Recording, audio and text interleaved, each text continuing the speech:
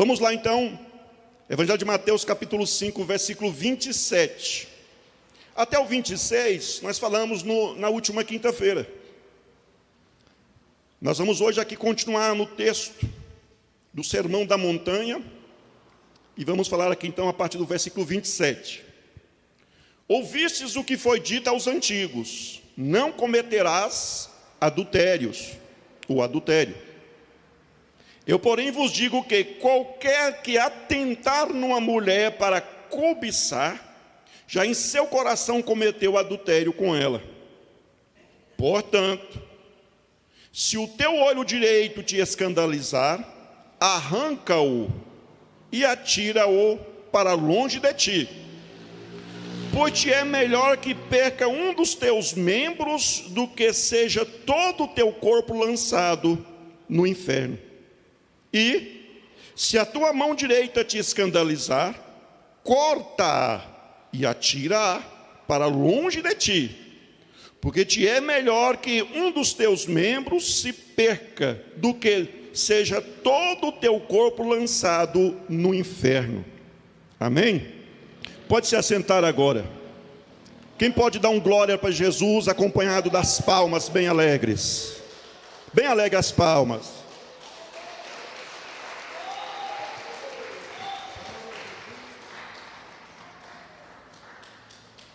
Como eu tinha falado inicialmente, nós iniciamos então essa série na última quinta-feira, tratando sobre ética cristã.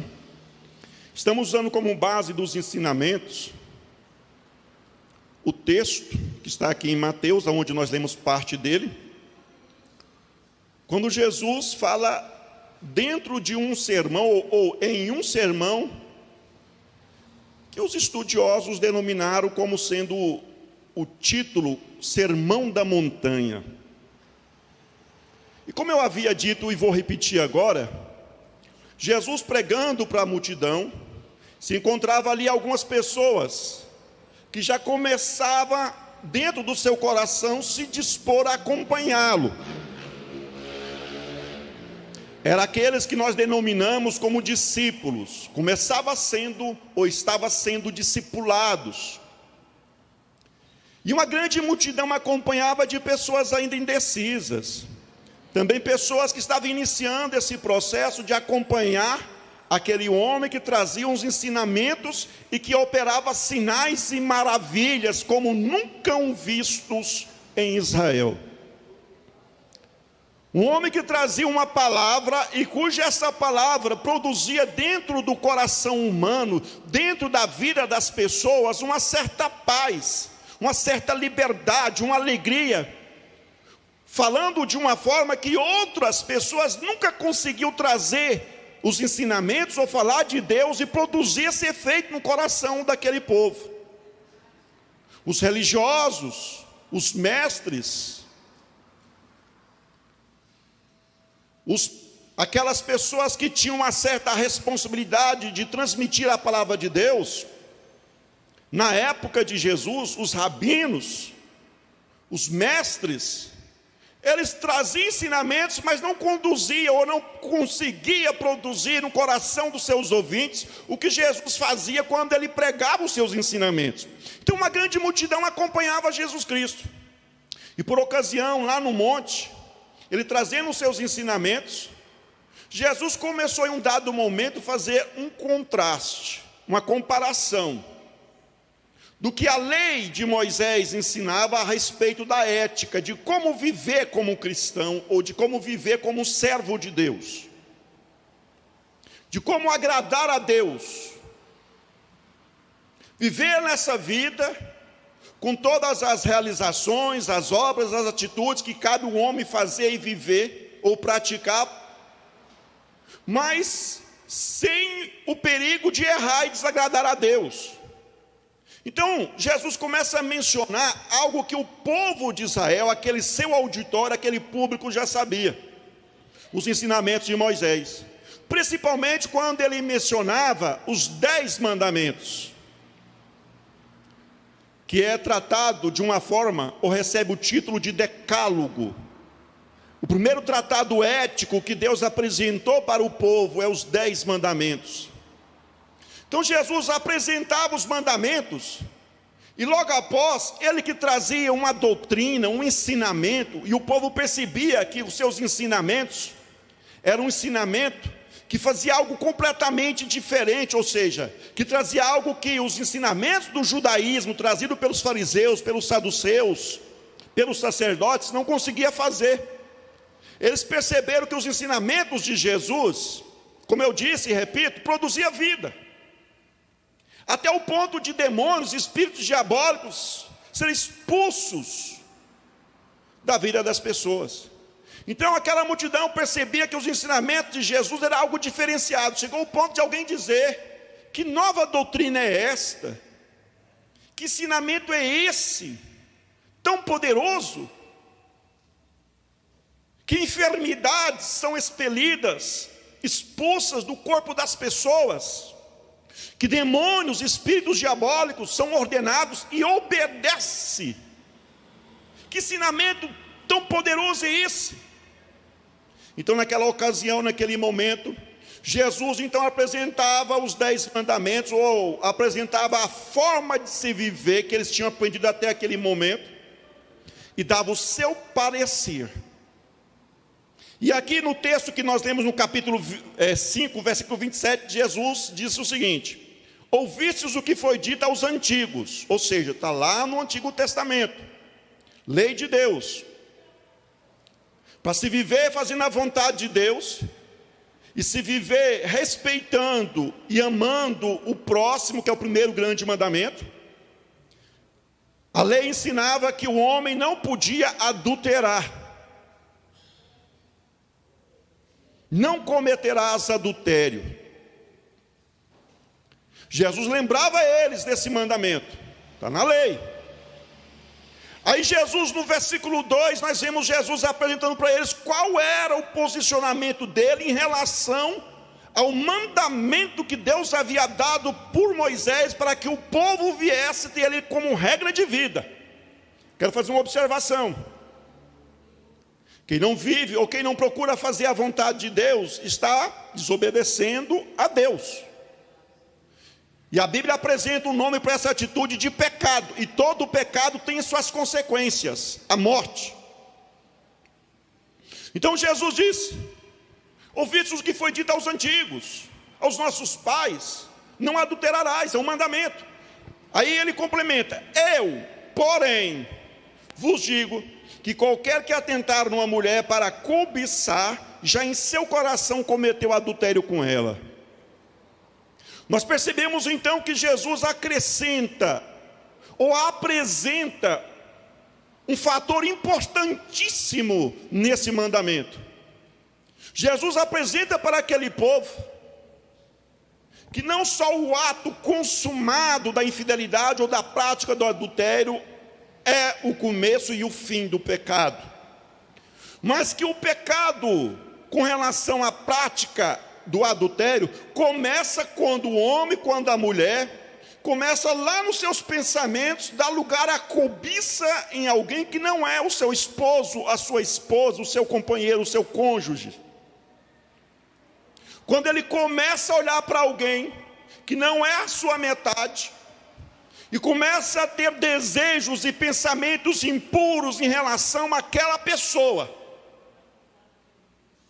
Então, quando a pessoa aceita esses pensamentos, quando a pessoa, diante de uma situação em que ela concorda com esses pensamentos, dá asa a esses pensamentos, alimenta esses pensamentos na sua própria mente, ela já está praticando adultério, porque ela já concordou, embora ainda não efetivou a prática. Diga graças a Deus. Eu quero fazer uma pergunta, endereçada a todos os nossos internautas, ouvintes, e a você aqui presente. Quem quer morar no céu, ficar com Deus para sempre, levante a mão e dá glória a Deus. Ética cristã. Tem que viver enquanto aguarda Jesus, fazendo a vontade de Deus. Jesus, então, apresenta para eles essa característica, esse fator dentro do mandamento. E aí Jesus faz uma observação que é o ponto principal que eu queria chegar e mostrar para vocês.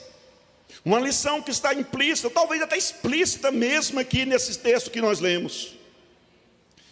Primeira coisa, ou na verdade eu vou me ater a permanecer nessa lição. Embora tenha muitos ensinamentos dentro desse texto que nós podemos aprender ou extrair para aplicar nas nossas vidas, mas eu quero permanecer no principal, a principal lição dentro do texto que nós lemos. Quando Jesus faz a observação dizendo o seguinte: portanto, se o teu olho direito te escandalizar, arranca-o e atira-o para longe de ti, pois te é melhor que se perca um dos teus membros do que já seja todo o teu corpo lançado no inferno. Quando Jesus apresenta esta expressão e continua trazendo esse ensinamento, ele está querendo dizer o seguinte: olha, se o teu olho, como que alguém pode olhar para outra pessoa, ou como que alguém pode cobiçar uma outra pessoa, praticando isso, adultério no seu pensamento, se não for através de olhar para aquela pessoa, receber informações do seu exterior? Nós temos alguns sentidos. Os nossos olhos, a visão, a audição, né? O tato, o paladar, o olfato, são os nossos sentidos, né? Nós recebemos informações através desses sentidos, informações do nosso exterior.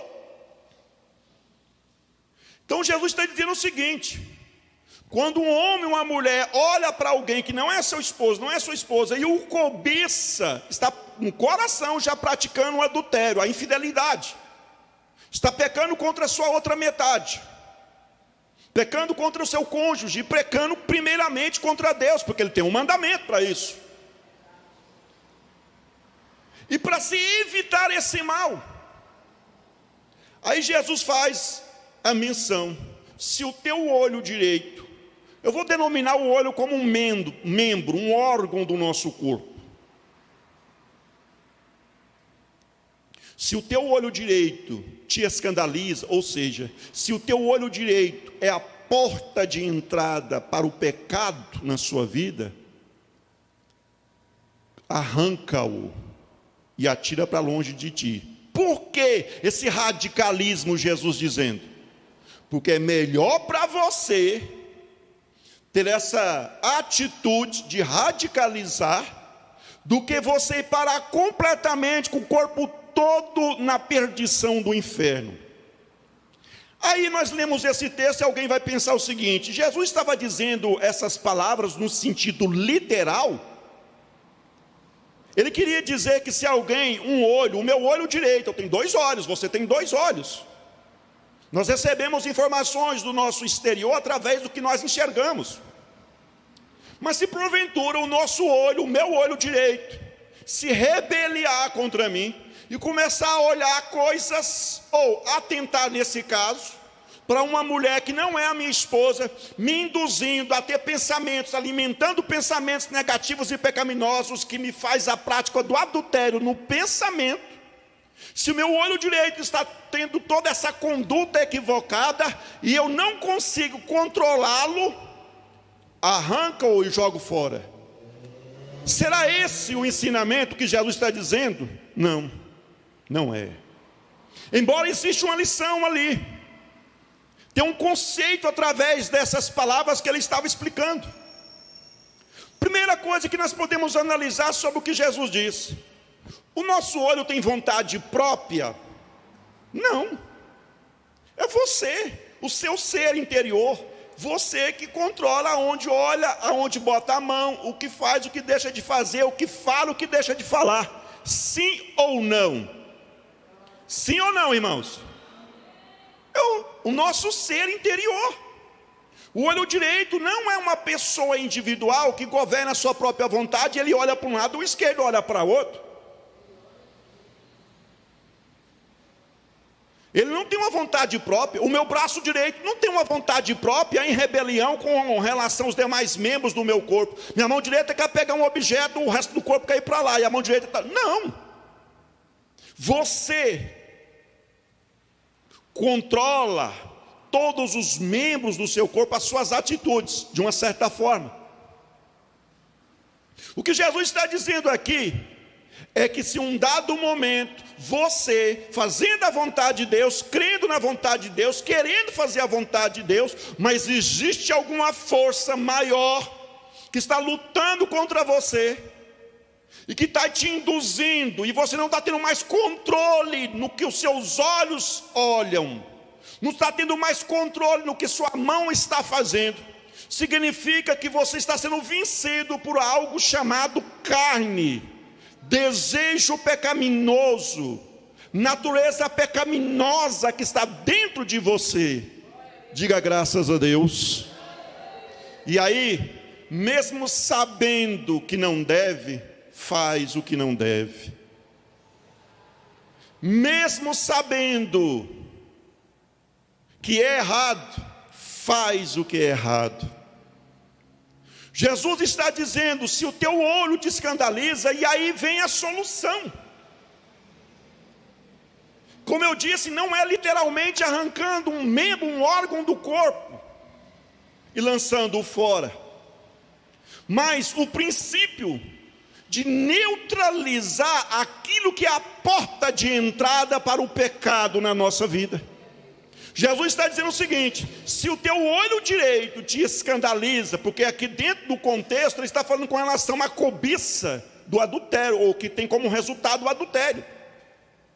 Se o teu olho está tendo essa força de trazer essa cobiça, e você está observando pessoas do sexo contrário, é importante dizer isso, pecado, produzindo o pecado do adultério no seu coração, você tem que radicalizar então, não estando ou não colocando os seus olhos como uma porta de entrada para que o pecado desça ao seu coração.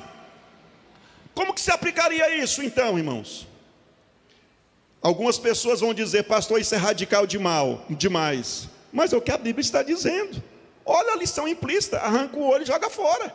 E aí observação, é melhor entrar no céu ou ser salvo faltando um órgão do corpo do que com todos os membros, com todos os órgãos e parar no inferno. Se não é uma aplicação literal, não é realmente arrancar o olho, significa então que é tomar atitudes que te reserve, que te priva, que te guarde de estar olhando o que não deve olhar, porque se você sabe que se olhar não vai conseguir resistir, vai descer no pensamento e no coração o pecado. A disposição, exemplo, dentro do contexto, frequentando um ambiente onde pessoas têm um portar, têm um trajar, que expõe a sensualidade do corpo, mulheres e homens, em determinados ambientes, que expõe a sensualidade do corpo através dos seus trajes. E alguém vai dizer, pastor, mas isso é impossível de evitar, porque o mundo saiu na porta ali, a gente já lida com isso. Sim. Mas dados os ambientes, que tem talvez até uma certa importância, mas não mais importante do que sua própria salvação, e que você frequenta, ou que você tem um costume de estar ali, e os seus olhos é uma porta aberta para a cobiça, para o pecado descer no teu coração, e lá dentro você praticar o adultério no pensamento. Qual é a atitude? Não vou mais naquele ambiente. Cortar, radicalizar com relação ao pecado, não a nossa vida no cotidiano, ou o que é necessário para que nós venhamos sobreviver, mas é você que sabe individualmente qual é o nível de espiritualidade ou de capacidade espiritual que você tem, está sentindo, para lidar com aquilo que está em sua volta e está tentando você. É você que sabe a sua capacidade. E aqui no texto é bem claro, se o teu olho, Jesus está querendo dizer o seguinte: se alguma coisa está começando a governar suas atitudes e fazer você pecar, radicaliza, sai fora. Sai fora.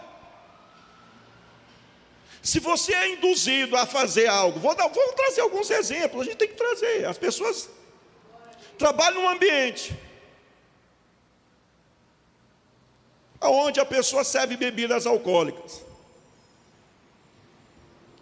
E de repente começou no coração dele, dar aquele desejudinho de sentir o que as pessoas sentem quando elas bebem qualquer bebida ou ingerem qualquer bebida alcoólica, que tem álcool, e elas demonstram aquela sensação de prazer. Mas está muito gostoso. E aí a pessoa que trabalha num ambiente desse, talvez servindo, ou talvez frequenta, e ali essa pessoa começa a sentir aquele desejo de sentir aquele prazer quando alguém ingere aquela bebida. Ele começa a sentir aquele desejo de ingerir também aquela substância, para sentir aquele prazer também. E esse desejo vai crescendo, e ele de repente já começa a ficar com aquela vontade. Serve a Deus? Serve. Não vou mais naquele ambiente, porque a tentação ficou muito mais forte do que ele. É isso que Jesus está dizendo. Se o teu olho, ele te faz pecar, ou seja, o olho não tem vontade própria, mas se de repente você não consegue desviar a atenção, não consegue controlar suas atitudes, que é uma porta aberta para o pecado entrar na sua vida, não faça, não compareça, radicalize, sai fora. Não tem negociação com relação ao pecado, irmãos. A Bíblia não nos ensina a fugir do diabo, mas ela nos ensina a fugir até da aparência do pecado. Sabe por quê? Porque a natureza humana pecaminosa está dentro do ser humano. Estou falando com pessoas que são ex-alcoólatras, ex-pecadores, ex-pessoas que falavam palavras mentirosas, pessoas que cometiam uma série de coisas desagradáveis e que aceitou Jesus e foram libertas desse mal. Quem já foi uma pessoa vencida pelo vício da bebida, das drogas, sabe do que eu estou falando. Quando a pessoa passa em frente a uma boca de fumo e sente o cheiro da fumaça, o cheiro da pedra de crack sendo queimada, a natureza pecaminosa que está dentro dele ainda continua dentro dele, embora a força do pecado não é mais de domínio, mas continua ali dentro. O que ele faz? Ele foge daquele ambiente, porque ele sabe que se permanecer ali, vai trazer lembranças, aquele cheiro, aquele ambiente, lembranças que trazia a morte para ele no passado, de coisas que ele fazia, mas ele sentia prazer até mesmo naquilo que fazia, que estava tirando a própria vida. Então ele sai fora daquele ambiente. Da mesma forma, pessoas que viviam na prostituição, quando passa perto, ou esteja num ambiente que é de prostituição, e começa a ver aquelas ações, aquelas atitudes que outrora a pessoa viveu, automaticamente ela começa a sentir algo dentro de si, que é a carne lutando, é o pecado tentando tomar força para usufruir e governar a mente da pessoa, e os olhos e o coração da pessoa. Jesus não estava mandando arrancar os olhos, nem cortar o braço, mas a lição ali é que é uma atitude radical com relação ao pecado. Quando o pecado começa a tomar conta da sua vida e você não começa a ter mais controle. Tem pessoas que pensam que pecar é só desobedecer diretamente uma ordenança de Deus. Pecado não é só isso. Pecado é fazer aquilo que é contrário à vontade de Deus, mas também é pecado quando deixamos de fazer aquilo que deveríamos fazer e é agradável a Deus. Jesus ensinou bem claro: aquele que comigo não ajunta, está espalhando, não tem meio termo. Ou você está do lado da santidade, do lado de Deus ou não? E quando eu falo santidade, é importante mencionar aqui que a santidade é um processo que começa e tem fim em Jesus Cristo, não é você. A justiça é um decreto, é Deus que te justificou, pronto, foi uma vez só, crer em Jesus é justo. Mas a santidade é um processo que você vai vivendo, e cada dia que você vai vivendo, você vai praticando a obediência, a justiça, vai obedecendo. Cabe você se dispor a praticar, a obedecer aquilo que aprende. É como aqui hoje, qual é o interesse de Deus que você ouça o que você está ouvindo? É te ensinar, te instruir, para que você não venha dar espaço a esse pecado, a esse erro. E aqui fugindo até um pouco do contexto que foi aplicado à questão de os olhos, a cobiça, descer no coração. Porque nós podemos aplicar essa norma, ou esse princípio ético, em outras áreas, em outros exemplos da nossa vida, não só com relação à fidelidade conjugal, ou à prática do adultério no pensamento. A questão, irmãos, de sair da presença do pecado, de resistir ao pecado. Quantas pessoas que são seduzidas por um tipo de vestes imorais, obscenas. Nós estamos falando de costumes, sim, bem rapidinho. Costumes. Doutrina é imutável, não passa, não muda. Costumes com relação aos tempos, a sociedade, a cultura se altera. Mas toda pessoa que compreende claramente a palavra de Deus, a vontade de Deus, toda pessoa que tem uma clareza, uma compreensão clara a respeito da vontade de Deus, sempre vai se conduzir aos bons usos e aos bons costumes, nunca ao contrário. Não existe uma regra de vestimenta que é assim, todos têm que vestir assim. Não existe biblicamente. Mas existe um princípio, que o homem e a mulher que servem a Deus têm que vestir com pudor e modéstia. Pudor e modéstia. Quantas pessoas que se sentem atraídas para vestir vestes imorais, fazer uso de roupas, de vestes, de trajes imorais, obscenos, que vai ser, ou vai expor partes do seu corpo, que vai ser um tropeço na vida de alguém, porque alguém vai estar olhando por partes do seu corpo que está exposta devido às suas vestes, os seus trajes, e vai estar cobiçando. Você está se colocando na condição de uma ferramenta para incentivar o pecado no coração de alguém. Está enquadrado aqui dentro, como eu disse, fugindo um pouquinho o contexto, sim.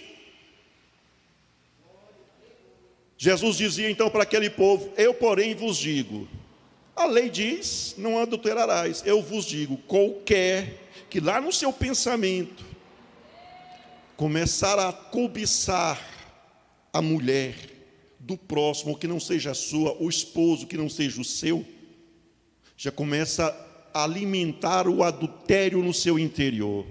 E para se evitar isso, não cobice. Se o teu olho está dominando, está tendo uma força que está dominando você, radicaliza. Não arrancando o olho, não cortando a mão, mas saindo da presença do pecado, evitando o pecado. A última aplicação, até mesmo porque o momento que nós estamos vivendo me leva a isso. Quantas pessoas que têm aquela facilidade de estar fazendo comentários a respeito da vida alheia, e sempre comentando negativamente.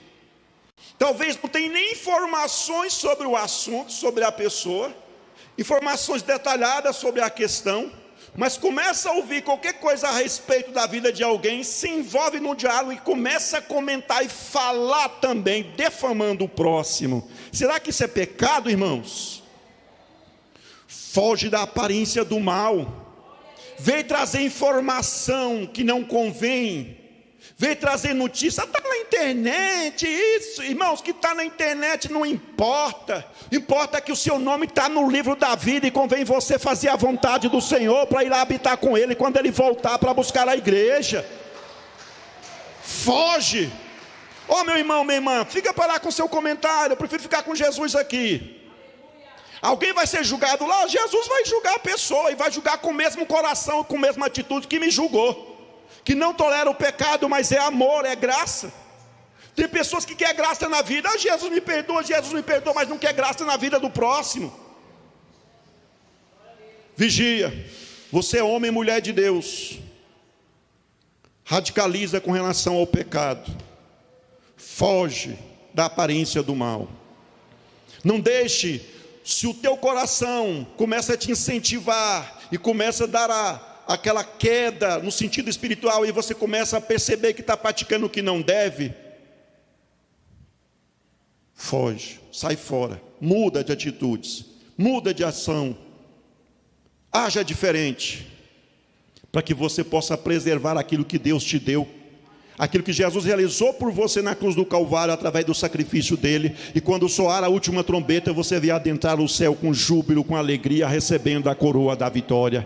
Quem toma posse da sua coroa, quem acredita na sua coroa, quem acredita que Jesus vai te fazer vencer todos os obstáculos, fica de pé em nome do Senhor.